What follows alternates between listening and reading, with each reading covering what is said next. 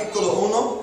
El domingo pasado vimos los primeros 4 versículos, la introducción de este libro. Y para recordarlos, este libro está escrito a Tito, obviamente, como dice el título, es la carta a Tito, la epístola a Tito, es una carta personal que Pablo escribió a Tito, que era un misionero, un enviado, un trabajador, embajador del Evangelio, que había trabajado con Pablo a sembrar o plantar iglesias, establecieron iglesias juntos en diferentes lugares, en particular en esta isla grande al sur de Grecia que se llama Creta.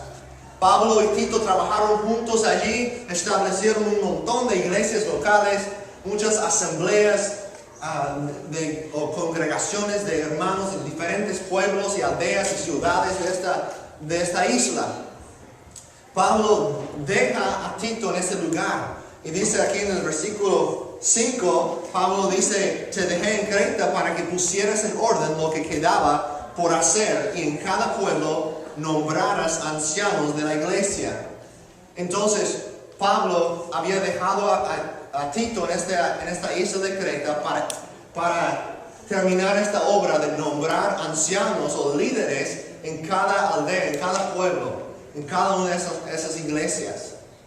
Esa fue su tarea. Entonces Pablo está escribiendo esta carta un tiempo después, recordando a Tito de lo que es su misión, lo que es su proyecto, su tarea en esa isla de Creta. ¿Sí me explico?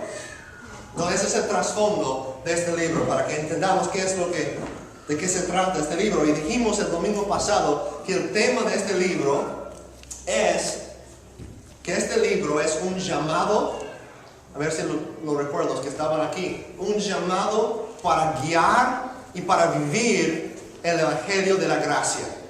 El libro de Tito es un llamado para guiar y para vivir el Evangelio de la gracia. Todos en un sentido estamos llamados a guiar a otros, a Cristo, guiar a otros en el camino de Cristo, en los pasos de Cristo, discipular, ir y hacer discípulos. Y como vimos en 2 de Timoteo 2, que es lo que Pablo enseña a Timoteo, lo mismo él enseñó a Tito. Si lo quieres pasar, por favor, ahí en la pantalla.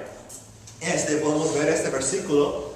Dice: lo que me has oído decir en presencia de muchos testigos, encomiéndalo a creyentes dignos de confianza, que a su vez estén capacitados para enseñar a otros. Entonces esta es la misión de nosotros como iglesia, de reproducirnos. Si tú tuvieras un rebaño de ovejas y no se estaban reproduciendo, dirías: ¿qué onda con estas ovejas? Tienen un problema, no hay reproducción, no están teniendo bebés. Bueno, en el sentido espiritual es lo mismo. Como discípulos de Jesucristo, un discípulo de Jesucristo va a hacer discípulos, va a reproducirse. Es parte de lo que significa ser un discípulo, porque Cristo nos llamó para ir y hacer discípulos de todas las naciones, de tomar estas enseñanzas, lo que tú estás enseñando, lo que tú estás recibiendo de esta enseñanza hoy, de tomarla y enseñarla a otras personas, enseñar esas enseñanzas a otras personas, enseñarles cómo vivir por Cristo, cómo seguir a Cristo, y enseñar a esas personas, capacitarlas para que ellos a su vez enseñen a otros, para que ellos estén capacitados para enseñar a otros. Entonces Dios nos está llamando, eso no es mi tarea únicamente, es mi tarea también, pero es la tarea de cada uno de nosotros, que nosotros estemos tomando la enseñanza de la palabra de Dios,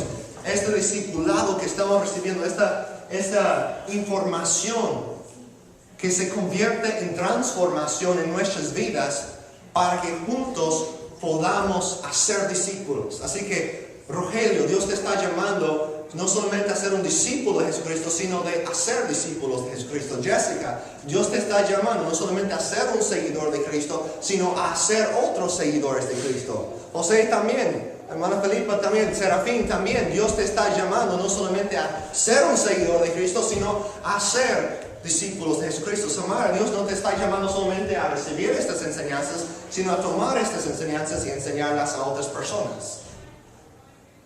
Así que todos estamos llamados a hacer eso. Y si no mencioné tu nombre, también tú estás incluido, ¿ok? Perdón. Entonces, esa es una tarea que todos nosotros tenemos de hacer discípulos. Todos estamos llamados a eso. Pero el liderazgo en la Biblia tiene un papel muy importante. Hay líderes, todos en un sentido estamos guiando a otros, si lo queremos o no. Por nuestras acciones, por nuestras palabras, por nuestro estilo de vida, estamos influyendo a otras personas. Pero entre los líderes hay diferentes clases de líderes. En la iglesia, no aquí en Tito, pero en el libro de 1 de Timoteo capítulo 3, nos habla de dos clases de líderes en la iglesia, los ancianos y los diáconos. Ancianos y diáconos. Diácono quiere decir siervo. Así que aquí en Tito capítulo 1 solamente vemos a los diáconos o los obispos. Realmente está hablando del mismo oficio. Obispo quiere decir un supervisor. Alguien que está cuidando del rebaño, pastoreando. Entonces un anciano, un obispo es lo mismo. Un pastor, un anciano y obispo, ese es el mismo oficio. Alguien puede tener el don de pastor sin tener el oficio de un anciano en la iglesia.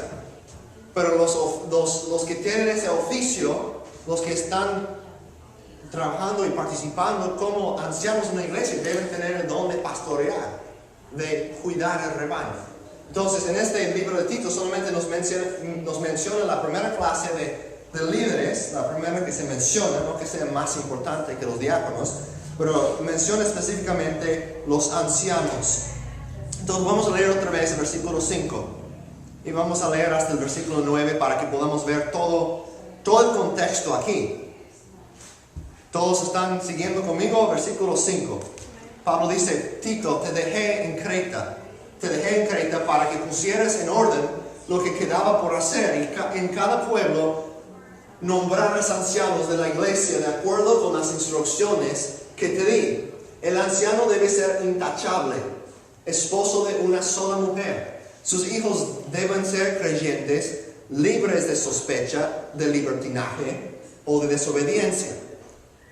Versículo 7. El obispo, y realmente una mejor traducción sería ¿por qué el obispo? O pues el obispo. Está diciendo este mismo oficio, pues el obispo tiene a su cargo la obra de Dios y por lo tanto debe ser intachable, no arrogante, ni iracundo, ni borracho, ni violento, ni codicioso de ganancias malavidas. Al contrario, debe ser hospitalario, amigo del bien, sensato, justo, santo y disciplinado. Versículo 9. Debe apegarse a la palabra fiel, según la enseñanza que recibió, de modo que también pueda exhortar a otros con la sana doctrina y refutar a los que se opongan. Que el Señor bendiga su palabra. Entonces, en la palabra de Dios vemos una gran importancia, que la palabra de Dios pone una gran importancia sobre el liderazgo. En nuestra iglesia, quiero que ustedes sepan eso, nuestra meta es hacer exactamente lo mismo. Puedes quitar eso si quieres. Nuestra meta es hacer exactamente lo mismo de lo que Tito estaba haciendo en Creta. No estoy aquí para estar aquí toda la vida solamente yo predicando, siendo el único líder en este lugar. Estoy aquí para establecer equipos de líderes centrados en el Evangelio. Estoy aquí para nombrar ancianos. ¿Verdad? Eso no significa que después de que eso suceda, que ya me voy a ir a otro lado. Puede ser, pero no sabemos lo que Dios, como el Señor nos va a guiar en el futuro. Pero mi meta es no solamente estar aquí enseñando a ustedes, sino que nosotros seamos una comunidad de ministros, una comunidad de pastores, una comunidad de sacerdotes, de personas que todos nosotros reconozcamos. Cuando tú vas al trabajo, que tú reconoces que eres un embajador de Cristo. Cuando estás ahí en la casa con los niños, tienes un trabajo, un papel muy muy importante de criar a tus hijos en el camino de la fe. Cuando estás en la escuela, tú tienes esa responsabilidad, ese privilegio de ser un misionero para Jesucristo en este lugar, para brillar la luz de Jesús en este lugar. Así que, como hemos dicho antes, todo lo que haces como seguidor de Jesucristo debe de ser misional. Debes hacer todo como un misionero, como un sacerdote. Todo lo que hacemos entonces tiene valor. Todo lo que hacemos es un acto de adoración. Y todo lo que hacemos es significativo. Es un acto de adoración. Es sagrado. Porque somos seguidores de Jesucristo. Y debemos vivir conforme a ese llamado que hemos recibido. Muchos de nosotros pensamos, el domingo, el cristianismo se trata de llegar en la iglesia en el domingo. Bueno, en primer lugar, no llegamos a la iglesia. Si conocemos a Jesucristo, somos la iglesia. Este es un edificio nomás. Y si nosotros no estamos aquí, la iglesia no está aquí. Nosotros somos la iglesia. Cuando tú estás en el trabajo, la iglesia está ahí en el trabajo, porque ahí estás tú. Cuando tú estás en la escuela, ahí está la iglesia, porque ahí estás tú. La iglesia somos nosotros. Y aquí no todo se trata de este lugar. Es importante llegar aquí para recibir enseñanza. Es importante reunirnos juntos para estudiar la palabra, para orar, para animarnos mutuamente los unos a los otros. Eso es importante, es vital. Y es algo que Cristo nos manda que hagamos.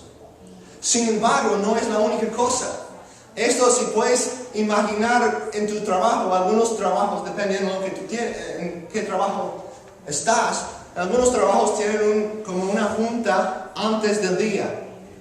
Tienen una junta de todos los empleados, vienen y hablan acerca de quizás algunos problemas, hablan acerca de quizás algunas ideas de cómo van a mejorar el trabajo.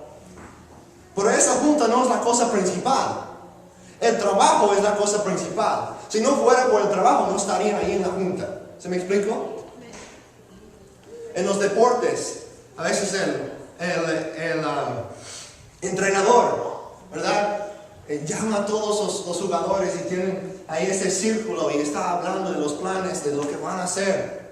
O durante el break, ¿verdad? Ahí están hablando acerca de cómo van a jugar y mejorar en la segunda parte del partido, dependiendo del deporte, ¿verdad?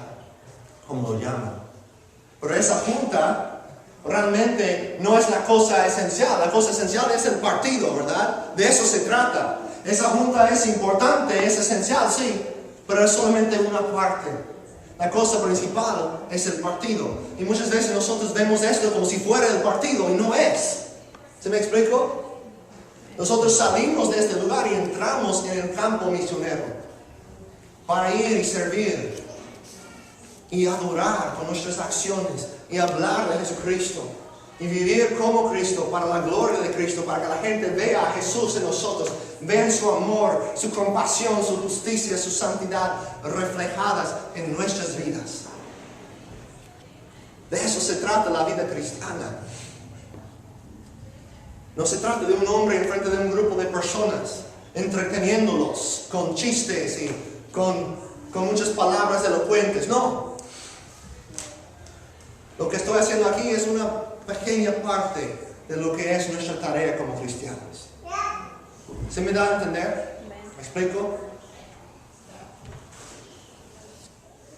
Entonces, en nuestra iglesia, nuestra meta es levantar muchos hacedores de discípulos, pero entre esos hacedores de discípulos también hay líderes. En nuestra iglesia, el hermano Jesús, el hermano Mario, que no está aquí, está con su familia en California, ellos están en el proceso de ser entrenados como ancianos.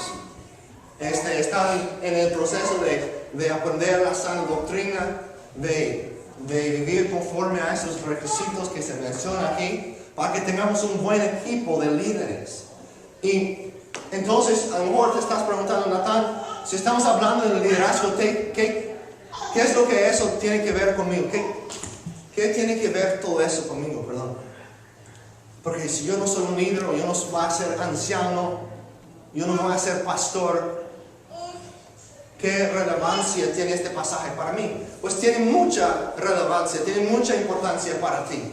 Porque los líderes en la iglesia, estos atributos, estos requisitos que se mencionan Pablo aquí, realmente son para todos nosotros, porque los líderes realmente son los ejemplos de cómo los demás deben de estar viviendo. Si dice que un líder debe vivir así, eso quiere decir que ese líder está guiando a otras personas a también practicar estas mismas cosas. ¿Me da a entender? Porque una iglesia va a ser lo que son sus líderes, ni más ni menos. Al paso del tiempo, la iglesia va a convertirse en lo que son sus líderes. Si sus líderes son corruptos, si son malos, la iglesia va a seguir ese mismo camino. Si los líderes son piadosos, si son hombres de Dios, la iglesia también va a andar en los pasos de Dios. Claro, hay excepciones, va a haber personas que van de la iglesia, ok. Pero por general, hablando generalmente, la iglesia va a seguir el ejemplo que dan los líderes.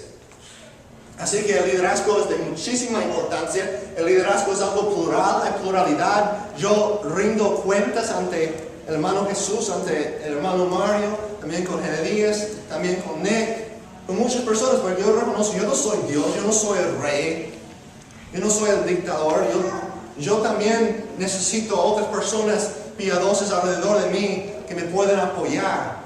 Si yo necesito oración, que puedo ir con ellos. Si estoy luchando con algo, que puedo hablar con ellos para que oren por mí, para que me aconsejen. Todos necesitamos los unos a los otros y los líderes también. Así que noten aquí en el versículo 5, él dice que nombrarás ancianos de la iglesia. No es un anciano en cada iglesia, sino ancianos en la iglesia. Escuchen bien a esto, es importante. No está hablando de un anciano, sino de pluralidad, de un grupo de líderes, un equipo. Y tanto los ancianos como sus esposas tienen un gran papel en eso. No es que menospreciamos a las mujeres. La Biblia enseña que los ancianos deben de ser hombres. Pero su esposa tiene un papel muy, muy importante en ser la ayuda de su esposo. De ser una mujer piadosa que va a orar por su esposo, que va a trabajar junto con él como un equipo. Como una pareja unida para avanzar al reino de Dios. Así que ese es el orden que Dios ha establecido, que el hombre debe de ser el líder en la iglesia. Las mujeres, yo creo que las mujeres pueden ser, la Biblia habla de diaconesas, y la Biblia habla de mujeres que están ministrando, pero siempre cuando habla de la predicación de la palabra, la enseñanza de la palabra, eso es un papel que es para hombres. Entonces es el orden que Dios ha establecido. Como digo, no es para menospreciar a las mujeres, sino es para reconocer desde el principio, así es como Dios lo ha establecido y es algo bueno. Nuestra cultura nos dice otra cosa, pero no dejemos que, no cambiemos la Biblia para que va bien con la cultura. Nosotros no somos influidos por la cultura, queremos siempre influir a la cultura con la palabra de Dios. ¿Me explico? Así que empieza aquí en el versículo 6 con algunos requisitos y nota, tienen que ver con la familia. El anciano debe ser intachable. Obviamente esas son las cosas que deben caracterizar su vida. No es que una persona va a hacer perfectamente todo el tiempo estas cosas, pero es posible que alguien ve a un hombre decir, generalmente la mayoría del tiempo este hombre vive conforme a estas cosas. No que sea perfecto en cada área, pero que está viviendo conforme a esas cosas y veo una humildad en su vida, que él está creciendo y está reconociendo las áreas donde todavía le falta y está sometiéndose al Señor Jesucristo para crecer como un líder, como un hombre de Dios. Entonces el anciano debe ser intachable, esposo de una sola mujer. Literalmente quiere decir que sea un hombre de una mujer, o sea, un hombre que solo tiene una mujer, que sea fiel, en otras palabras, a su esposa, que no sea un adúltero, que no sea un fornicario, una persona inmoral, que sea una persona fiel a su esposa. Y también sus hijos deben ser creyentes, libres de sospecha de libertinaje o de desobediencia. En el versículo 7 dice, pues el obispo o el supervisor tiene a su cargo la obra de Dios y por lo tanto debe ser intachable. Entonces, en Timoteo también nos dice, si alguien no puede gobernar a su propia familia, ¿cómo puede gobernar la casa de Dios? Así que ese es un requisito muy importante. Y muchas iglesias han fallado porque los pastores han ignorado a sus niños y solamente se enfocan en el ministerio y se les olvida que su primer ministerio es la familia. Y que juntos ellos pueden ministrar y ser muchísimo más eficaz como un equipo en vez de un hombre solo, dejando a su familia, dejando que otros tomen esa responsabilidad mientras él esté demasiado ocupado con otras personas. Eso es triste. Es la causa de muchas tragedias en la iglesia de hoy. Así que la familia es muy importante y se aplica a todos los hombres. Estamos viviendo en una sociedad, en una cultura llena de hombres que son una bola de cobardes. Vemos la destrucción que está en nuestra cultura, en nuestra sociedad. Los niños abandonados, maltratados, los divorcios. Mucho de eso tiene el resultado de la falta de que los hombres no han tomado su responsabilidad de guiar a la familia. Los hombres son culpables por muchísimo de lo que está pasando en nuestra cultura y en nuestra sociedad. Es algo triste, es algo que quebranta mi corazón a ver las tragedias que hay en esta cultura, en esta sociedad. Las personas, los evolucionistas dicen, estamos avanzando. No, las cosas solamente van de mal en peor. Y hombres, varones aquí, yo les exhorto, les animo a no ser como nuestra cultura, a no dejar que otros tomen la responsabilidad de criar a sus hijos. Que tomen esa responsabilidad que Dios les ha dado para guiar a su esposa y sus hijos en el camino de la fe. Porque si lo quieres hacer o no, lo estás haciendo en un sentido. Todos los hombres están guiando a su familia. O los están guiando en mal camino, o los están guiando en el camino del Señor. Y por la gracia de Dios hay personas que han crecido con padres horribles y por la gracia de Dios han conocido a Cristo y han llegado a ser buenos padres. Pero muchísimas veces la razón que los hijos son la manera que son, obviamente ellos son responsables también por sus propias acciones, pero en gran parte es por la falta de participación por el lado de los padres, de los papás, de los varones en sus hogares. Ustedes saben que esa es una realidad en nuestra cultura. Hombres, ustedes tienen la responsabilidad de ver estos atributos, de decir, sea yo anciano en la iglesia o no, Dios me llama a ser un líder en mi familia. A no dejar que mi esposa solamente hable de Dios con los niños, que no solamente que ella lea la Biblia, está bien, si ella lo hace también debe de hacerlo, pero que yo estoy tomando esa responsabilidad y guiando a mi familia. Mi esposa está aquí para que pueda testificar de eso. Podría decir que cuando un hombre toma esa responsabilidad, que es algo que agrada a la mujer. Una mujer piadosa que ve lo que dice la Biblia, quiere un hombre que no va a ser cobarde, sino que va a ser un hombre de valor. Un hombre que va a decir, no importa lo que dice mi cultura, no importa lo que están haciendo los otros hombres, como niños, viendo la pornografía y desperdiciando su vida en otras cosas. Yo no voy a ser así. Por la gracia de Dios me voy a humillar ante mi Creador y voy a pedir su ayuda y su poder para levantarme y ser un hombre de Dios, para influir a mis niños, para guiar a mi familia en los caminos del Señor, para que las puertas del infierno no puedan prevalecer contra ellos, para que mis niños lleguen a ser como flechas en la mano de un guerrero que pueden impactar otras vidas por generaciones y generaciones. A eso es lo que Dios los llama varones. Los llama a ser líderes. Y mujeres, esposas, Dios los llama a apoyar a sus esposos. No a criticarlos, sino a animarlos, exhortarlos, apoyarlos a realmente vivir conforme a ese llamado. Por la gracia de Dios lo podemos hacer. Son cosas tan importantes.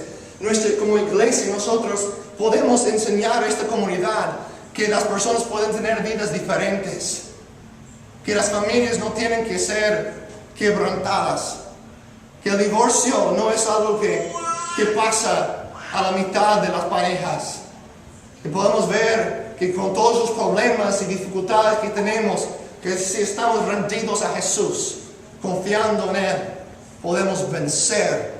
Podemos ser más que vencedores para la gloria de Dios, para que Cristo sea exaltado, para que la gente reconozca que Cristo es santo, para que la gente vea el nombre de Dios como un nombre famoso en esta comunidad. Que los vecinos de alrededor de esta iglesia, las personas que viven junto a ustedes pueden decir, no sé qué pasa con ellos, pero hay una gran diferencia en su familia. Veo amor verdadero ahí, veo paz verdadera ahí.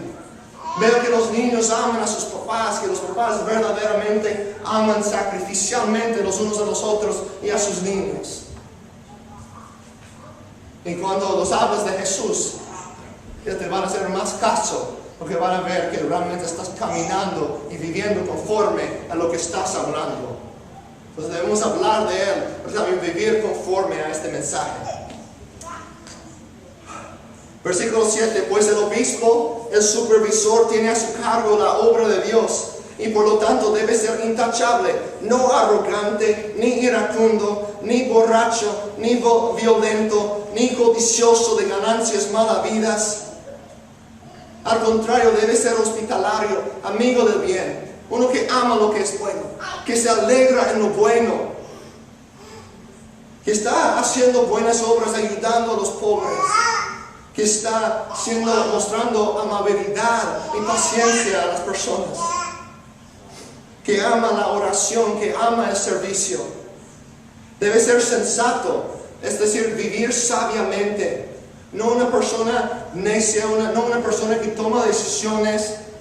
Me da ganas de hacer eso, me da ganas de comprar este carro, lo voy a hacer. Sino una persona que ora y dice, vamos a buscar la dirección. Me da ganas hacer esta cosa o lo que sea, lo voy a hacer. No una persona que piensa, que vive sabiamente, justo, santo. Una vida de devoción a Dios y disciplinado, literalmente dueño de sí mismo, que tiene dominio propio. Y que las únicas veces que se enoja es cuando se enoja con una ira justa, como Jesucristo se enojó en el templo. Es interesante lo que no menciona Pablo aquí. Pablo no dice el anciano debe ser una persona con una personalidad muy carismática. No dice el anciano debe ser una persona con una apariencia muy atractiva. No dice el anciano debe de ser una persona que ha tenido éxito en el negocio. No dice ninguna de esas cosas. No dice que debe de ser un predicador elocuente. Pero debe ser un hombre humilde, un hombre consagrado a Dios. Y todos nosotros debemos desear ser como los líderes, si realmente están viviendo conforme a eso. Porque realmente eso es como Jesucristo vivió. Entonces, deben guiar en su familia, en su vida personal y también en su enseñanza. El versículo 9. Debe apegarse a la palabra fiel, según la enseñanza que recibió, de modo que también puede exhortar a otros con la sana doctrina y refutar a los que se opongan. Debe saber la palabra de Dios y todos nosotros como creyentes debemos aprender este libro, debemos estudiarla, debemos meditar en las páginas de las Sagradas Escrituras, que seamos llenos de este libro y llenos del Espíritu Santo. Para que cuando hay personas que tienen una falsa doctrina o hay lobos que entran en la iglesia y quieren robar a las ovejas, nosotros podemos reprenderlos, podemos defender a la sana doctrina. Todos nosotros estamos llamados a eso. Una cosa que no mencioné, pero ahí en el versículo 8, cuando dice que debe ser hospitalario, eso significa literalmente amigo de los desconocidos. Un anciano, un líder en la iglesia debe dar un ejemplo de cómo todos nosotros debemos tener amistades con personas que no son cristianas. No solamente tener nuestro grupo cristiano, esos son nuestros únicos amigos, sino hospitalario no solamente es invitar personas a tu casa, pero también significa tener amistad con personas desconocidas, con extranjeros, personas extrañas, personas que no conocemos. Empezar a establecer relaciones, amistades con ellos. para que siempre estemos compartiendo este mensaje del Evangelio, de las buenas nuevas, de lo que Cristo hizo, de quién es Jesús, que Él es Dios sobre todas esas cosas, que Él se entregó por nosotros en la cruz para redimirnos de nuestro pecado. Así que todo esto, Cristo es nuestro ejemplo supremo. Muchas gracias.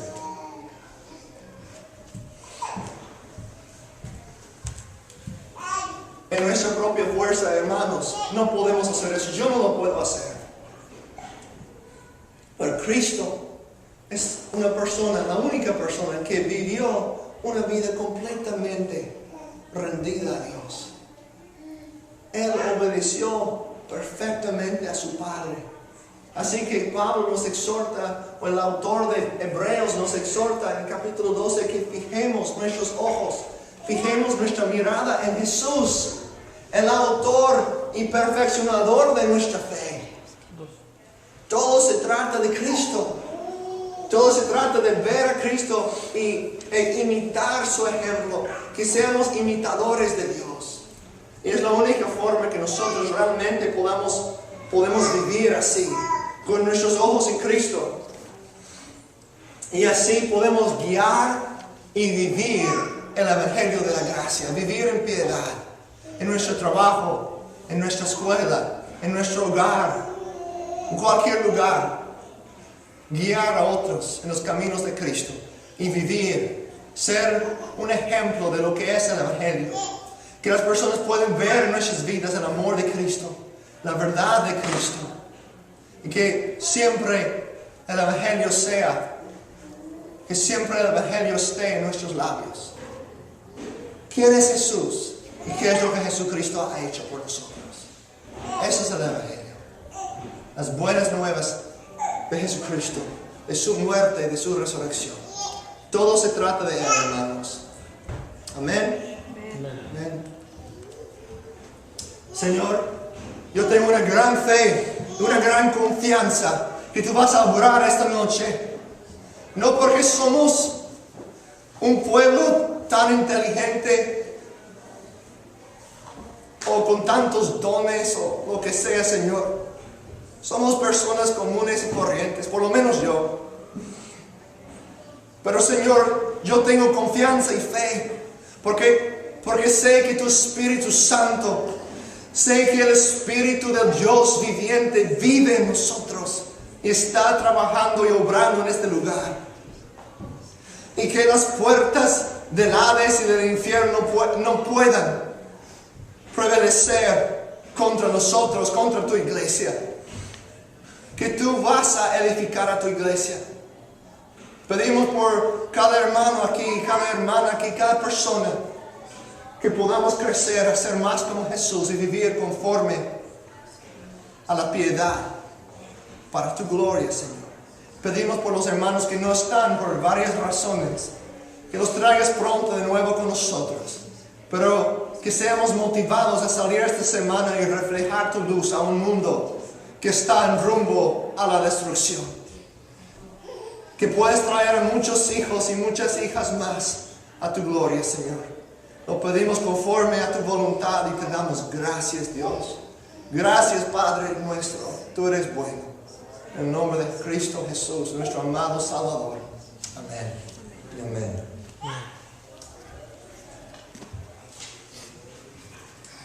Vamos a terminar con un canto.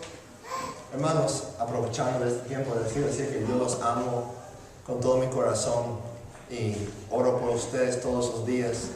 Tengo gran fe, como dije en la oración, que Dios va a usarlos, que Dios los ha escogido para ser sus embajadores en este lugar. Así que ánimo, adelante, hermanos, ejército de Dios que son. Que Dios está con nosotros, y si Él está con nosotros, ¿quién puede estar en contra?